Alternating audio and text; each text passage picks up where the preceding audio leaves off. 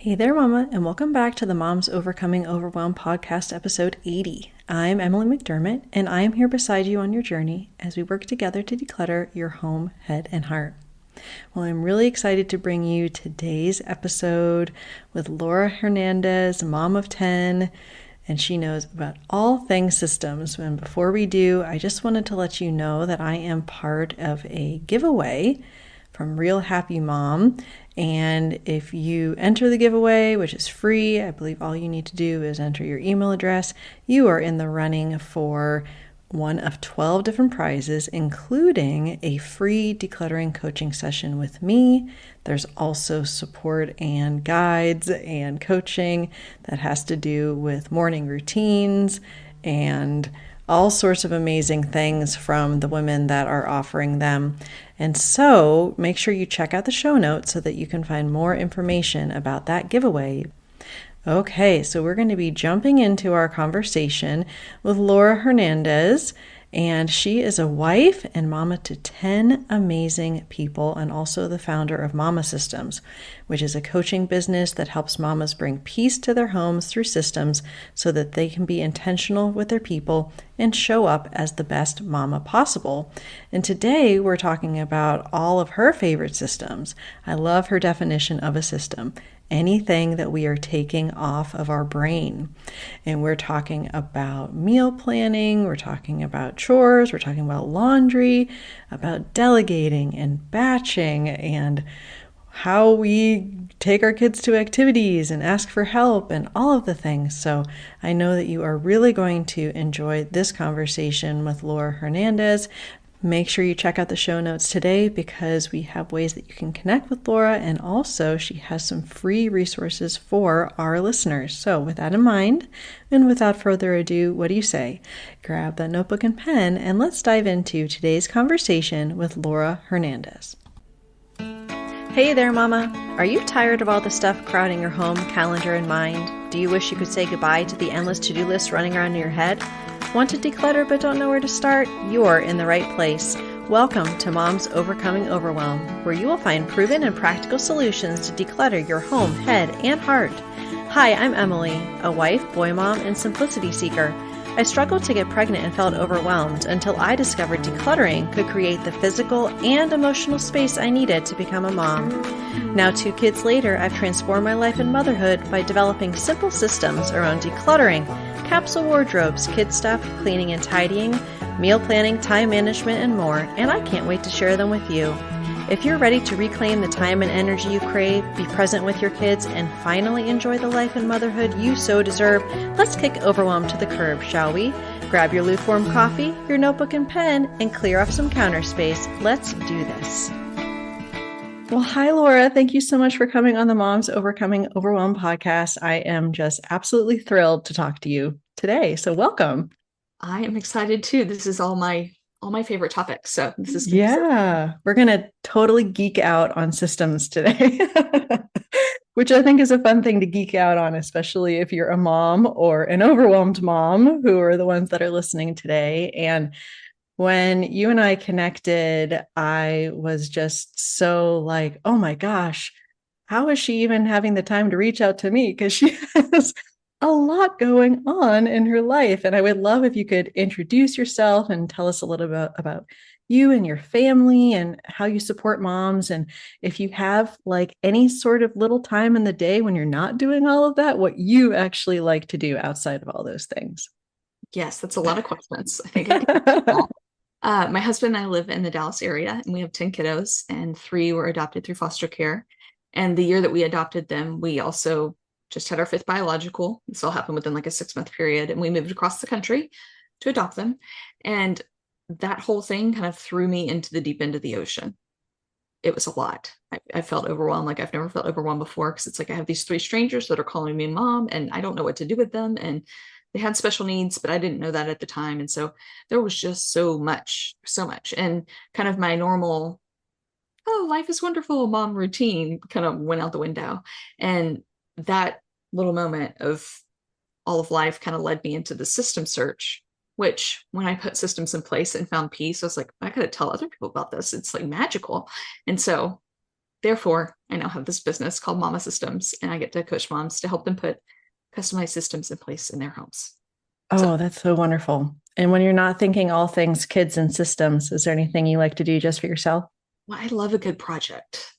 Like I realize that seems kind of silly, but I love a good remodel of a room or like just a fun craft or like woodworking or I'm not good at any of it. Like I am not skilled, but I enjoy doing it. Yeah. Oh, that's awesome. And it's great that the systems allow you to have not a ton maybe of time, but some time to do that. So that's great. And I think that that moment when you were talking about where you have the move and you have these three new kiddos in your life and not even realizing, like you said, the special needs and so forth, that you were like, oh my gosh, this is completely overwhelming. I need to do something. It cannot just be this like wake up and see what happens, reactive type of motherhood. I feel like a lot of my listeners are in. How were you able to start making those initial changes to know, like, okay, something needs to change? I'm waving the white flag of surrender and I need to change something. And how did you actually start? Because sometimes when people say, oh, yeah, I know I need a system for that, but then they're so overwhelmed, they don't actually know like the first steps to take. So, what did you do in that case? Yeah. So I kind of like to think about this. Can may I first define what I think of as a system? Is that Yes, please. okay? So I like to think of a system as anything that we are taking off of our brain, anything that does the thinking for us so that we don't have to. Because as moms, we make like I think the real truth is like 35,000 decisions. But I think that because moms, we're just making a lot more than that. I don't believe the Mhm. statistic for a minute. I feel like it's more like a million. It's a lot. Anyway, that's my own statistic. There we go. Um, but because we're making all those decisions, whatever we can get off of our plate, whatever we can like help lessen that decision fatigue, we're going to be showing up as a better person. We're going to feel less overwhelmed. We're going to be better moms to our people. And so that's kind of what I think of as a system. Anything that we can take out of our, okay, gosh, it's 8 o'clock. I need to go take this person to school. I need to make lunches. I need to, whatever we can take off, that's what we need to do. So starting out, like to think of this as kind of like a puzzle. You know, when you like dump out all the puzzle pieces and then you search through and you find the corners and the edges and all the, and everybody does this differently, but that's how I do it. I find the edges first. And if there's like a really big pattern, then I'm like, okay, we'll put some aside for that. But I think that's how our life kind of needs to be. We need to just put it all out on the table, right? And then what's important to us? What do we see as like, these are the frameworks that we really need to go by.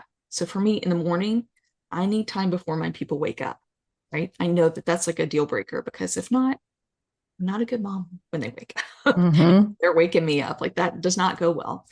And so I think just kind of visualizing what you want your ideal day to look like, and then going from there and finding the important pieces and kind of building that framework around you. Mm-hmm. I love that analogy of the puzzle because I'm just like you.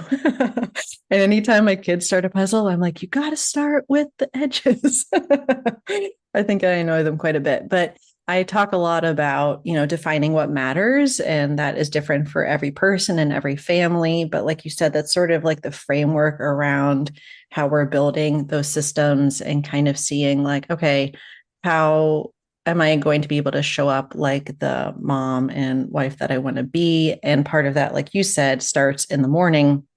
And sometimes I say, and you might agree with this, sometimes it starts the night before because my evening self thinks my morning self is going to be like a rock star and get all of this stuff accomplished. And then I wake up and I'm like, why did I not do that last night? So just really having that solid routine of getting to bed on time, not, scrolling forever before you go to sleep and setting yourself up for success in the morning. So I have found that to be true. And I unapologetically get as much sleep as possible because I just know that that is like the cornerstone of what is making me a less reactive, not only triggering anger, but just less reactive to my day. So I don't know if that resonates with you too. I could imagine so. Every sentence of it does. Yeah.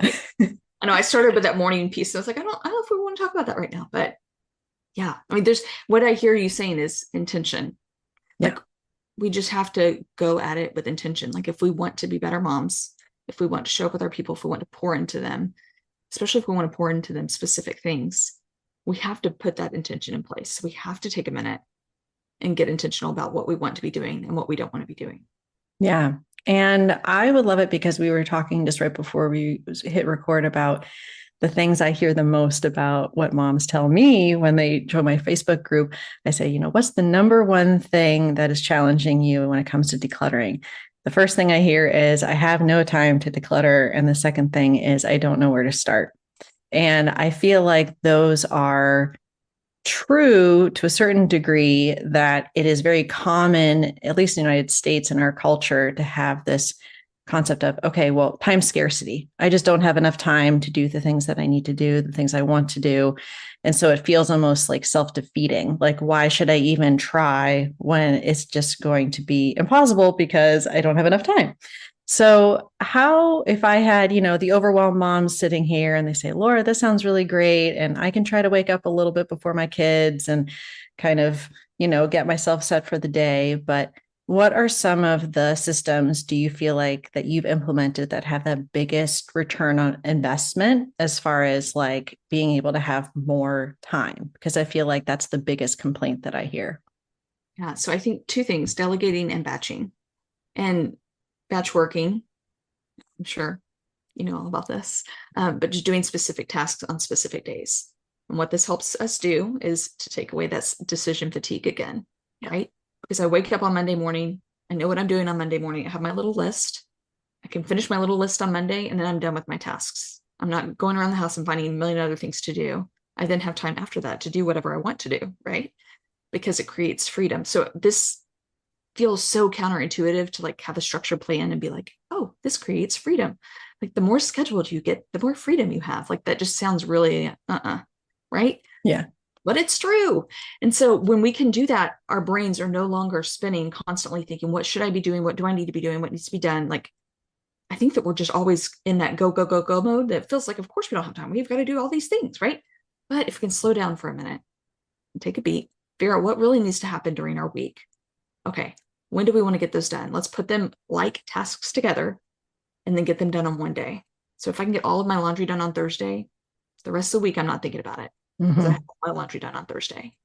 And that simple, like creating a laundry day for me was absolutely life changing because I felt like over the whole week, I was just constantly, what do I need to switch out? Whose laundry do I get started? Oh, there's clothes on the bed that I need to fold and put away before bedtime. It was just all the time.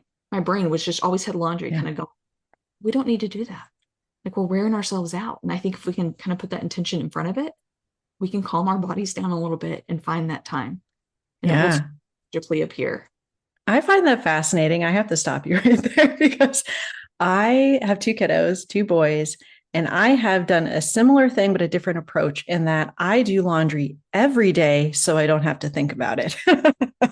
And so for me, it's really helped me to be like, okay, I've just made it a habit, right? But Yeah. you do laundry for 10 people in one day?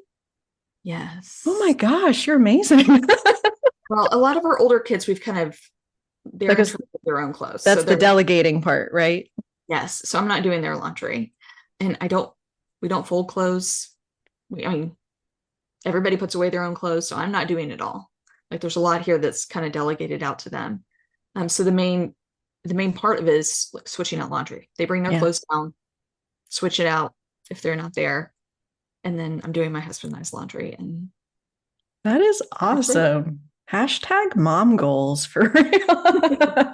But yeah, I would love it if maybe I know that meal planning is another one that you speak to. Could you kind of talk to that delegating and batching ideas around meal planning for a minute? Do you mind doing that? Not at all. I would love to. So I meal plan on my office day. So I have a day where I kind of do all things Hernandez family functioning. I come in my office and I kind of go through the list of making appointments, meal planning, placing the grocery order, all of those type things to help our family run. That's what I get done during that day. And and there's so many layers to this where they all intertwine. I'm just now realizing. So that's what I do on office day. One of the other things that we kind of batch here is we have a kitchen day where we prep all of our food for the week, which is amazing because at 5 o'clock when I'm cooking, I'm not trying to chop up onions and vegetables and all the things while there's stuff in the oven while people are talking to me and everybody's melting down, right? Everything's ready to go. I'm just putting it in. And that's so great. But another thing that we've kind of done here with that is simple way to meal plan. I'm so sorry. I'm trying to like figure out all the ties of all these things and how they're coming together. It feels so magical. We do theme meals in our home. And so Wednesday night is breakfast night. So I know when I'm planning Wednesday night, I'm not thinking like, okay, chicken parmesan or like I'm not all over the place, right? I'm breakfast. We're narrowed in on a topic that leaves me like 4 or 5 things that we're going to do for breakfast on Wednesday night.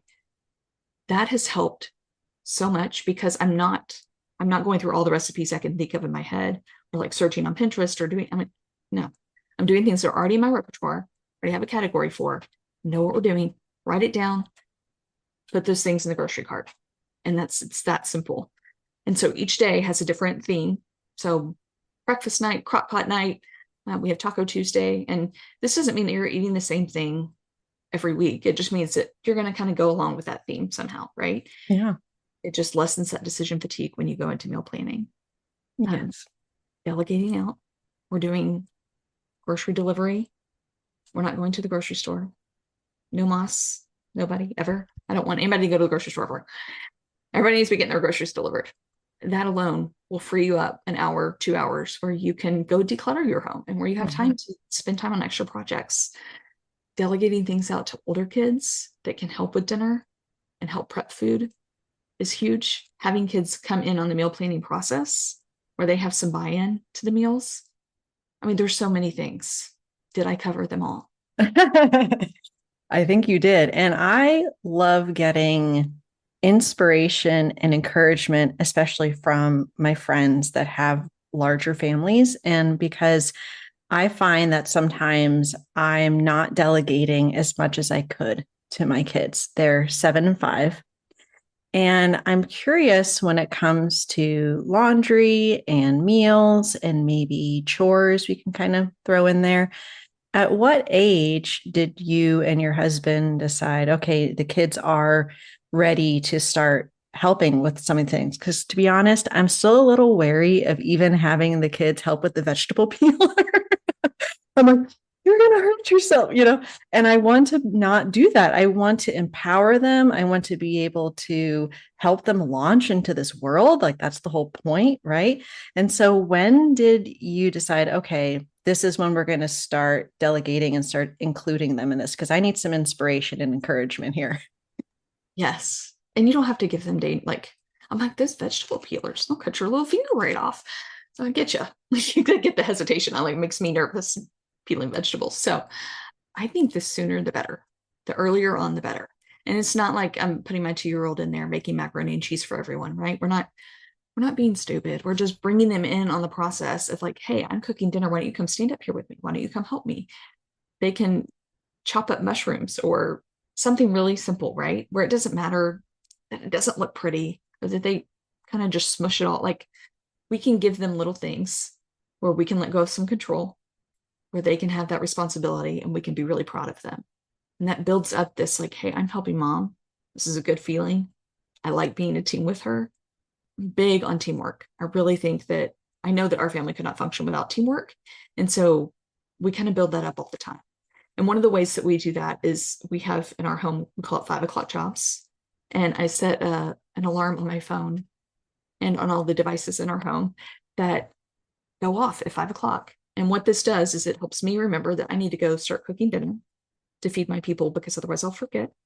And it'll be like 8 o'clock and I'm like, oh gosh, it's time for bed, but we haven't eaten. Like I've been there too many times to think that I'll just go in there and magically start cooking dinner on my own. So I go in there at 5. I start cooking dinner. Everybody has jobs that they're in charge of at 5 o'clock. So if there's any devices on, those turn off, and everybody has 3 jobs. And we're real clear about this. It's set really clear expectations for everyone. So they know what they're supposed to do. We have little charts that we've made. And these aren't like daily charts where they check mark and I go back and check. This is like, hey, this is like a contract between us. We're a team and work together as a team. Here we are.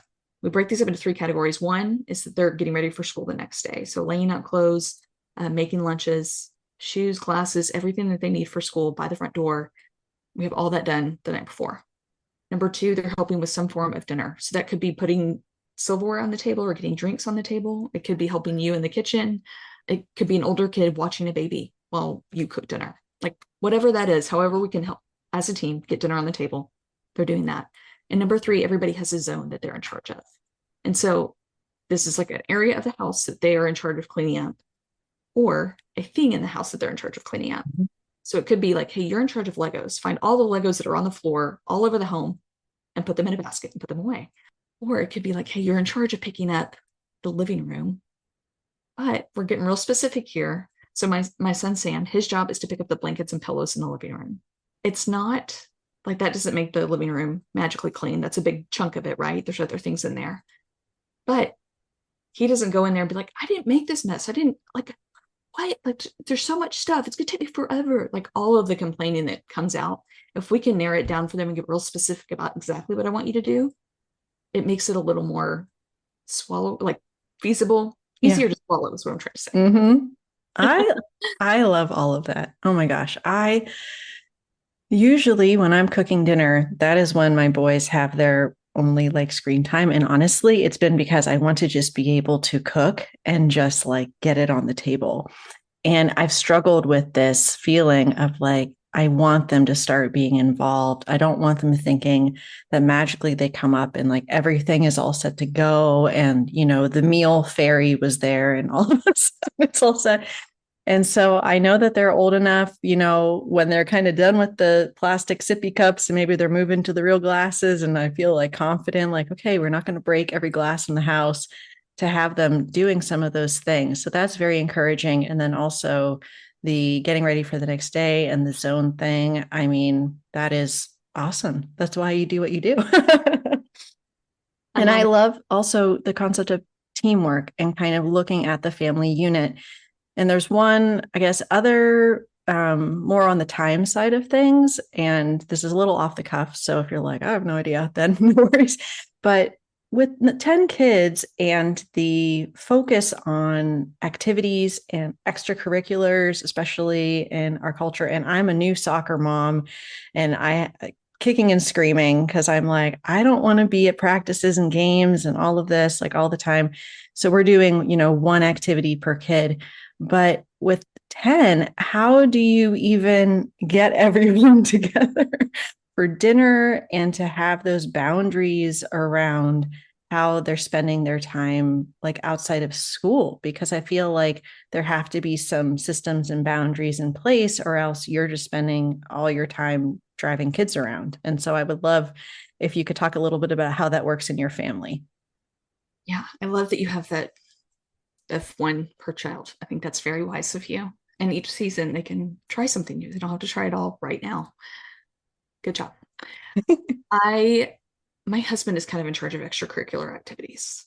So he has some in scouts and baseball typically. And we try to kind of hold off on that as long as possible for that same reason. And there's kind of many different aspects here of because he's in charge of that. Like I would rather be like, I don't want to be in the car. I don't want to be driving people around. And we have enough appointments, enough therapies, enough all the things that I'm like, we can't add anything else to our life. So that has been a big thing that I've delegated out. Delegated driving out to babysitters and to him. So the night activities that are after like scouts is at 7. So he's in charge of taking them to scouts and bringing them home. And then we have babysitters help with driving to and from practices. And then games are on the weekend. And if there's a game during the week, then he's going to it. And I'm okay that we're all staying home. The few times that I've been like, I guess you kind of have it pictured in my mind of like, you know, on Cheaper by the Dozen, the whole family's out in the stands and they're all holding up a letter. That's what I have pictured in my mind of like, we're all going to go encourage your brother. And I think that's important. But I think this kind of came like, okay, reality for our family, that's not going to happen. I'm going to be worried about Hannah wandering off with a stranger. And like, we can just kind of be a hot mess sometimes. And it's more stressful for me. And we're not encouraging, we're just trying to corral and herd people. And so it's just the few times I've done, I've been like, it's not worth it. And so that's obviously not how I want it to be, but that's how it is. And I think just dealing with that reality is part of life and kind of ebbing and flowing expectations to what your family is really capable of. Yeah. And I also, I mean, we're kind of new to the whole sports thing, but even being able to try to do carpooling with other families and really be able to do something which is not always supported in the culture. Like I feel like at least where I am in the greater DC metro area, people are very individualistic, and it's like, okay, competitive and individualistic. So it's like, I take care of myself, I take care of my family. It doesn't even occur to people to reach out to others to be like, hey, can we swap? Can you help me? Can you, and to have that support system is so critical, especially if you have, like you do, I'm sure, just all the different logistics. And it's like you would be running everywhere all the time if it wasn't for being able to delegate that out, but also kind of building that community around you. Have you found that to be the case? Absolutely. I think there's just something so beautiful because for years and years and years, like thousands of years, people didn't live how we live, right? They didn't live in their homes with their people and that's it. They had this tribe of people around them and other mothers around them. And if somebody in the family was sick, other mothers would step in and help parent the other ones. Like there was just a whole communal aspect of everything. And I think that as a whole, we want that. Like we want that community, right? We're just scared to death to ask for it and scared to death to make it happen. I think there's a humbling there of like, hey, you know what? I need help. I don't function well if I'm out of the house every night of the week. I need time at home, or I need to be with the baby, or whatever X factor is that is making you feel like I can't do this. Be honest with somebody else and say, hey, would it be okay if we carpooled? Or would it be okay if I did the drop offs and you did the pickups because that's right during bedtime? Odds are you might be blessing another mama too just by offering that. So, and I think that just vulnerability breeds vulnerability. And the more that we can have, the better community is and the better we can love each other. Well said, definitely. And I was just curious as we're wrapping up, if there's any other major system that we didn't talk about. We touched on laundry, we touched on meal planning, we touched on preparing for school and also activities and so forth. Is there any other major system that I neglected in our chat?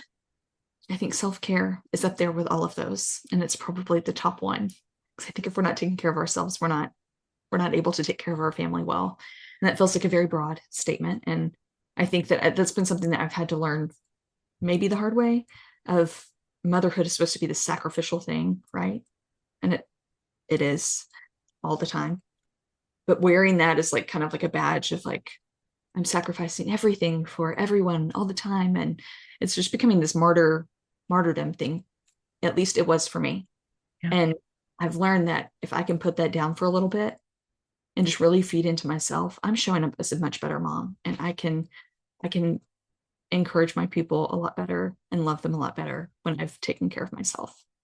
Yes. And I find that sometimes it's that kind of split second decision that I have to make. For example, today, my website completely crashed. And so I was like, oh, great. Now I have to figure out how to rebuild it. And I'm not a techie person. And instead of doing my normal workout at the normal time, I was fiddling around with the website. And then I thought to myself, okay, I have a choice here. I can continue to feel stressed and overwhelmed, or I can just go on my walk and know that that is going to be serving me the most. And so for me, it was just like picking the self-care over the to-dos, which is kind of hard to do. So I really appreciate you being on the show today, Laura. You have been sharing so much wisdom. And I was wondering if you could share where everyone could connect with you. Yeah, on Instagram and Facebook at Mama Systems. And my website is mamasystems.net. And I also have a lovely little self-care guide that I would love to share with your audience that will kind of help walk you through. And it's not like hey, go get a pedicure. It's like, hey, what really fills you up and will give you that life that you need, and how can we make that happen? Fantastic. And I'll be sure to link to everything in the show notes. So thank you again, Laura. I really appreciate you coming on the show and sharing all of your wisdom. Thank you so much. If you like today's podcast, here's what you can do. Just take 30 seconds to leave me a review. I know you're a busy mama. You're overwhelmed, in fact. But 30 seconds of your day makes such an impact. I'll be blessed by your words. They'll definitely make my day. And who knows, you might be entered for this month's giveaway. In Apple Podcasts, scroll down to write a review. Thanks so much for your time. I'm so grateful for you.